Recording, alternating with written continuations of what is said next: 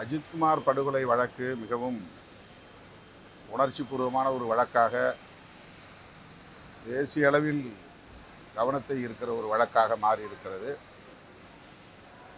அந்த வழக்கில் தொடர்புடையவர்கள், அதாவது சாட்சியங்களாக இருக்கக்கூடியவர்கள்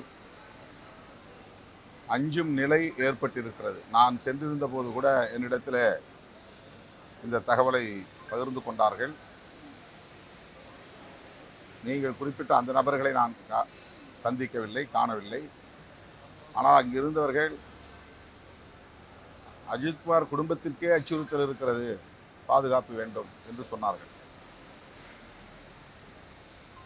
எனவே தமிழ்நாடு அரசு, குறிப்பாக காவல்துறை,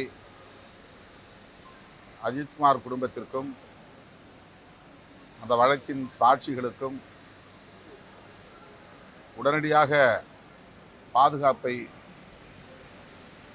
உறுதிப்படுத்த வேண்டும். அவர்களுக்கு ஆயுதம் தாங்கிய போலீசார் வழங்க வேண்டும் என்று கேட்டுக்கொள்கிறேன்.